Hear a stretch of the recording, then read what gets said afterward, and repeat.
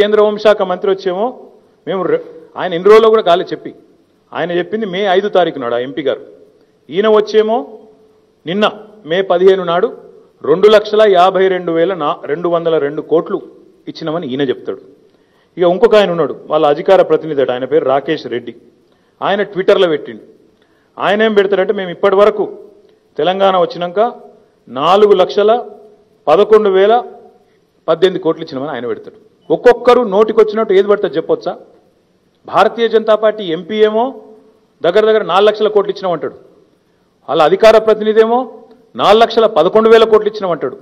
ఈయన వచ్చేమో 2,57,000 కోట్లు ఇచ్చినామంటున్నాడు. ఈరోజు మంత్రివర్యులు కేటీఆర్ గారు ప్రెస్ మీట్ పెట్టి బీజేపీ నాయకులు అబద్దాలు మాట్లాడుతున్నారని చెప్తా ఉన్నారు. సిగ్గుండాలే. అబద్దాల్లో పిహెచ్డీ చేసింది కేసీఆర్, కేటీఆర్ అనేటువంటి విషయం రాష్ట్ర ప్రజలందరూ తెలుసు. అదరగొట్టడంలో మేము ఆరితేద్దామని అనుకుంటున్నారు. కానీ మీ అసలు రూపం ఏందో ప్రజలకు ఆల్రెడీ తెలుసు కదా.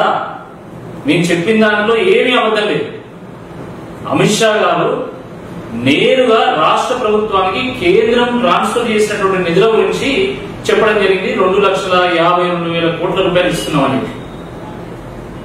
మేము చెప్పింది కేంద్రము రాష్ట్ర ప్రభుత్వానికి నేరుగా అందించినటువంటి నిధులతో పాటు కేంద్ర పథకాల ద్వారా తెలంగాణలో ఖర్చు పెడుతున్నటువంటి నిధుల గురించి, అదేవిధంగా కేంద్రం డైరెక్ట్ గా ఇక్కడ ఉన్నటువంటి డిఫెన్స్ ఇన్స్టిట్యూషన్స్ కానీ, రీసెర్చ్ ఇన్స్టిట్యూషన్స్ కానీ, లేదా ఐఐటీలకు కానీ ఇతర ఇన్స్టిట్యూషన్స్ కి నేరుగా ఖర్చు పెట్టేటువంటి అమౌంట్ వెల్ఫేర్ స్కీమ్స్ గురించి వాటిని కూడా జోడించి చెప్పడం జరిగింది. వాస్తవానికి ఈ చర్చ ఎట్లా మొదలైందంటే కేటీఆర్ గారు మాట్లాడుతూ మేము మా రాష్ట్రం నుంచి 3,65,000 కోట్ల రూపాయలు మరి పన్నుల రూపంలో చెల్లిస్తే మాకు కేవలం 1,68,000 కోట్ల రూపాయలు మాత్రమే కేంద్రం ఇస్తున్నది. ఇది తప్పని రుజువు చేస్తే నేను రాజీనామా చేస్తాను.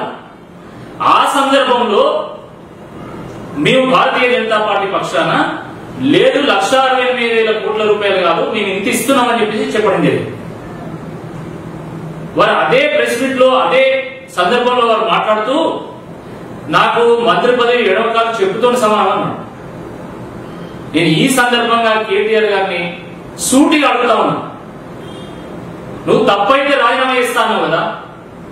ఈరోజు కొద్దిసేపు నేను చెప్పింది లేకపోతే అరవింద్ గారు చెప్పింది తప్పని అనుకుందాం, కేంద్ర మంత్రి గారు చెప్పింది ప్రాతిపదికగా తీసుకుందాం. ఎందుకంటే వారు కేంద్ర ప్రభుత్వ పక్షాన ఒక రిప్రజెంటేటివ్ గా మాట్లాడారు కాబట్టి వారు చెప్పిందే మనం ప్రాతిపదికగా తీసుకుంటే వారు 2,52,000 కోట్ల రూపాయలు ఇచ్చామని వారు అంటున్నారు, లేదు 1,68,000 కోట్ల రూపాయలు ఇచ్చామని మీరు అన్నారు. అంటే మీరు తప్పు చెప్పిందా లేదా?